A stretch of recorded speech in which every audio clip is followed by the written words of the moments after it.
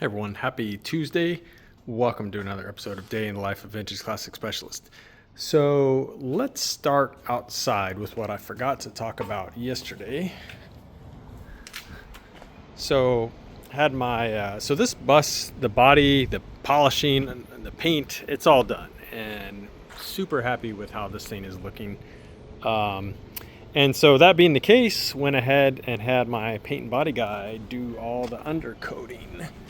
So you can see these things are not undercoated, the suspension, because all that's going to come off and we'll powder coat it. However, all the fender wells, look at all that up in there, super nice, all up underneath the car, all up underneath the front. Boom, not the front suspension again, because we'll pull that off and replace bushings and sandblast it, powder coat it, all that. But yeah, the whole underside of the bus, minus again the things that'll come off like suspension and stuff, they're all undercoated now.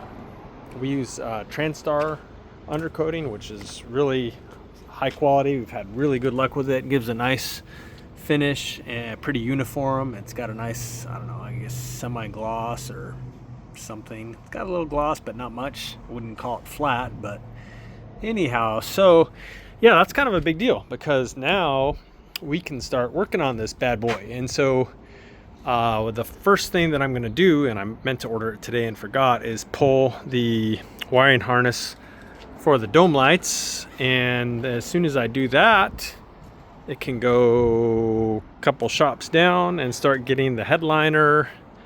And again, this bus is a sunroof, so it needs all that mechanism put together. So yeah, and then we can start the fun stuff again, suspension and wiring and brakes and all that good stuff. So yes, finally we're gonna start building this thing.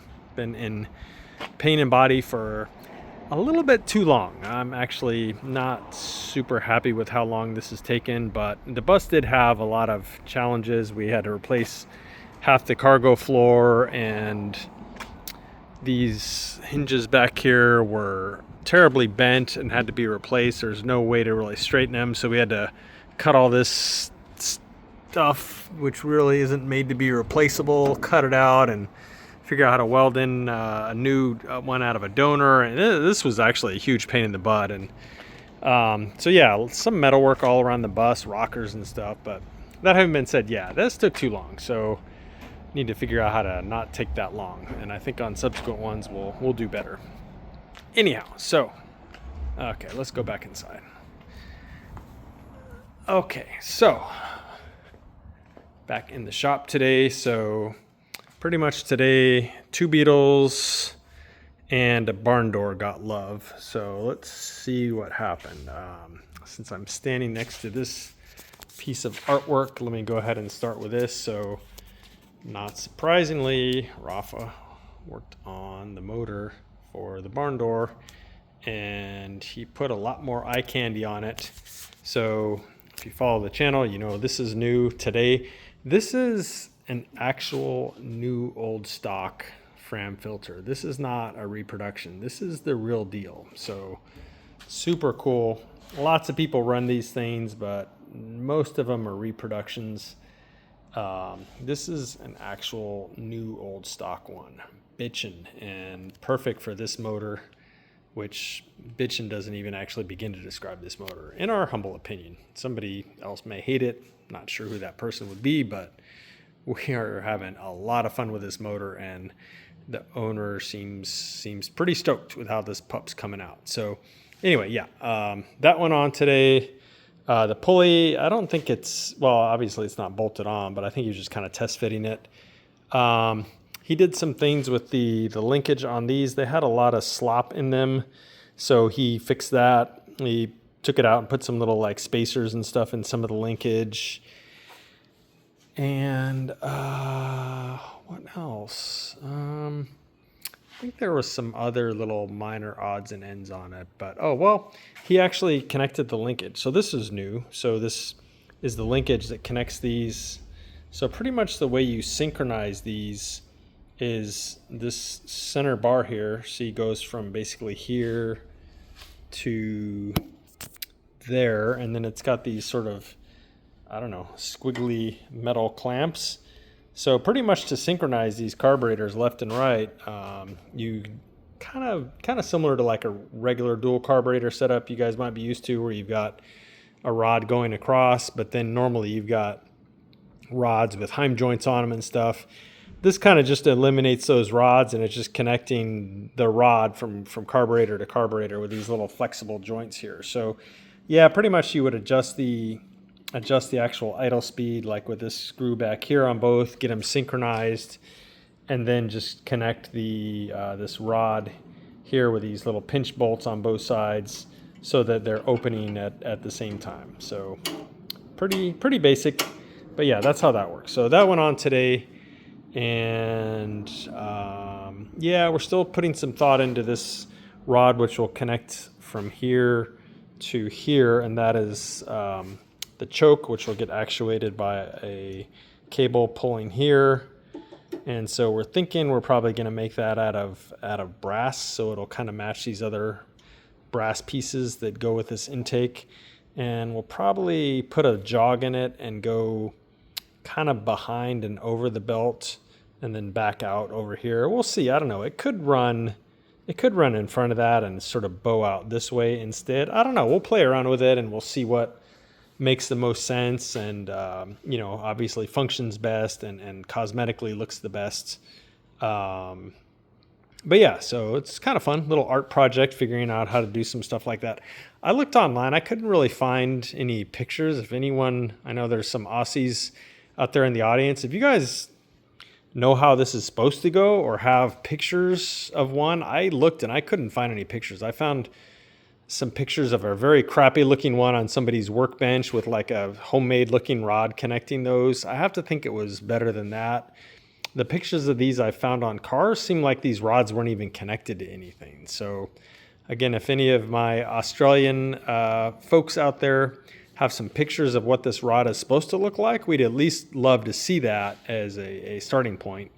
And then we can either do it that way or do it our own way. But it would be nice to see how Monaro way back in the day ran that. Anyway, so yeah, I've got to get off my butt, and not like I'm sitting around on my butt not doing anything, but I need to order some fittings for the full flow oiling system. So we're going to run a cooler sort of hidden up underneath here under the car as like the full flow. So all the oil coming out of the motor will go through that filter and then back to the motor. And then these are sort of an auxiliary one. Basically what these do is they bleed off a little bit of the oil from the oil passages. Actually, I think it's going to come out of this case plug right here. We'll replace that with a little fitting. And then the inlet of this thing has basically a like a little restrictor on it so that only a little bit of oil goes through. And then these are like actually a very, very fine filter. So the oil that comes out of these things is like super filtered, more so than what we'd have with like a spin-on Fram filter over here. So it's kind of redundant having a full flow system and then this, but we really wanted to have something in the middle of this motor since the carburetors are kind of off to the side, and then you've got the generator and stuff here. We wanted to kind of balance that look out. And I guess, you know, technically speaking, you can't over filter your oil. So, you know, unless of course you do so much that you're losing pressure, but we've got an enormous oil pump on this thing. It's going to be fine. And the oil is going to be super clean. So good to have clean oil. Anyway, so yeah, again, there I think may have been some little other odds and ends that Rafa did, but that was kind of the bulk of it. Let's see, what else? So what did I do? I worked on the interior mostly of this, although since I'm standing here, I did assemble his wipers, which were the original arms that I took and sandblasted and painted a silver paint we have that gives a really nice finish and looks very factory. And then we were able to get some wiper blades from Wolfsburg that have the correct looking silver on them instead of the black. So looks very factory looking. Went ahead and popped on this original badge, got the little boots for it that hold it on. And then more interestingly here on the inside, kind of worked in the back seat area here. So I put on the coat hooks here And the assist straps, these I mentioned I did those yesterday. So put those in. What else? Put the dome light in and got it all working. It's not working at the moment, but only because the battery is unplugged. But yeah, it works like it's supposed to. So when you open the doors, it comes on if the switch is in the right position. If the doors are closed and you flip the switch the other way, it comes on. And if you put it in the middle, it never comes on. So working exactly like it's supposed to.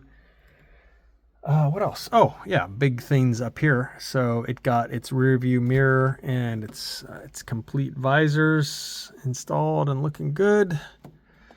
I keep forgetting I need to order him a radio. He definitely wants a radio in here, so I believe I'm going to order an appropriate looking retro sound radio. This car is, of course, 12 volts, being a 67, so that's a good thing, because I don't know why. If anyone from Retro Sound sees this, please make a 6-volt radio option for your radios. I love your radios, but you don't make them in 6 volts. Please fix that. Anyway, this car is 12 volts, so that's kind of a moot point. But yeah, I need to get him a radio with a faceplate that looks appropriate for this year of car. And then we'll go ahead and install the stock speaker over there. And then I need to get some more detail on what exactly he wants as far as a stereo. Try and keep it clean. I don't really think this car would look good with like big speaker pods up here, but I don't know. We'll see. I got to discuss that with him and see what he wants. Honestly, to some folks now, I'm recommending just throw like a Bluetooth speaker in the back of the car or something, like a portable one when you want music, and just go with that. And even put in like an original radio, even that doesn't work or whatever, and then just Bluetooth it to a portable one. But I'm also not a big like stereo guy per se, so that's okay for me. But some people will want, obviously like really high quality tunes, and that's okay. But I need to discuss with him and see what he wants to do. But I think the starting point will be a retro sound radio, and then we'll see where we go from there, speaker wise, etc. So those are kind of the main things that I did on this one today. So slowly but surely coming along. Oh, I also I did hook up the battery and tested it out, and so far everything I've tested works, which I'm pretty sure I tested all that out when I originally wired the car, but it's been a while. So yeah, emergency flashers, turn signals, yeah, everything seems to be working great. So it's about time to put some gas in this thing and start it, and tires should be in soon. Wheels are painted, so yeah, it won't be long and this thing will be getting its first road test, so maybe next week or so. I don't see any reason why not to. Need to finish putting the deck lid together. So this one, big day for James's 67. So if you follow the channel, you know that he bought a very nice looking, and I emphasize the word looking, fuel pump from some guy on the Samba who apparently is a famous fuel pump rebuilder. Again, I know the name, but I'm not going to say it. But this thing leaked a lot, like pretty bad. And so the fuel pump. And so I pulled it apart and we checked it, and these two surfaces here with the 6 bolts in them that sandwich the diaphragm, which is of course what does the actual pumping, it really wasn't that flat. I mean, we started sanding it, and those of you that have like worked on cars before and you have a flat surface and you take a piece of sandpaper on something flat and you put the thing that's supposed to be flat down on it and start sanding, you can tell immediately if the thing you're sanding is flat or not, because if it's not flat, then you see all these sanding areas and all these areas that the sandpaper hasn't touched yet. You guys know exactly what I'm talking about. So both the base and the top were like that. Like, they weren't really that flat. I was not impressed. And apparently James paid a pretty penny for this thing. So pretty disappointing in that guy. I was kind of giving him the benefit of the doubt that, maybe the diaphragm was bad or something. But to me, it just looked like lazy building. That wasn't that flat. Because literally all we did was we pulled it apart, sanded those two surfaces, threw a new kit in it, and boom, perfect, no leaky. So I don't know, guys, what to tell you. Anyhow, I'll step off my soapbox on that, because more importantly what happened is once I got that on and it wasn't leaking, I did his cam break in. Woo! So yeah, I did the 2000 plus RPM for 20-minute thing. And so this motor, James, our viewer, the owner of the car, he built the motor. He did a great job. This motor sounds super smooth. It ran great the whole 20 minutes or so, which is also it's always a little excruciating to do these cam break-ins, because you don't know. I mean, anything can happen, right? But no, it ran very smooth the whole time. I think it almost got like smoother over the course of the run, maybe, as it was kind of, somewhat breaking in and stuff like that. But yeah, great job, James. And so yeah, this thing will cool off overnight.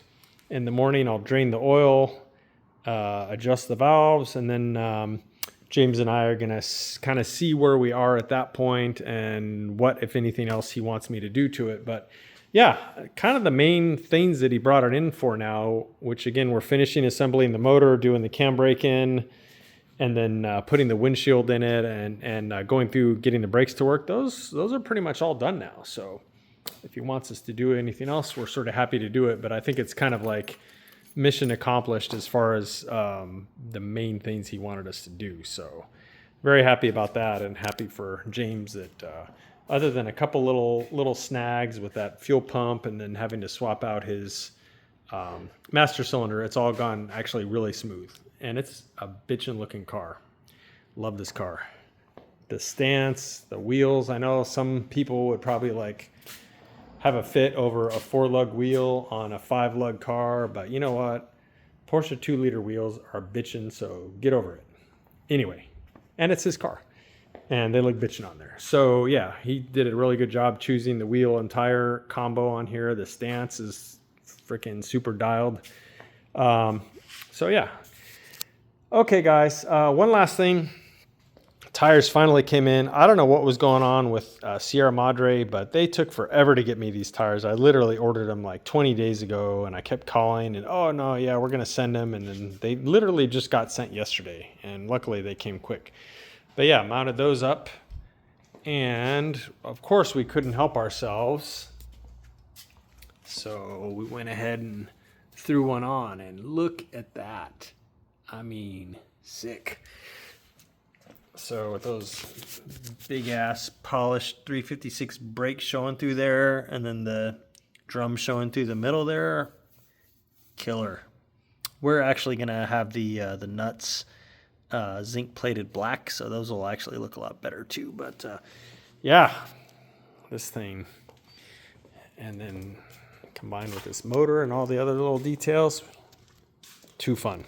Okay, guys, sorry, a bit of a long episode today. I don't know why I'm talking so much, but that is it for today, and we'll see you guys again tomorrow.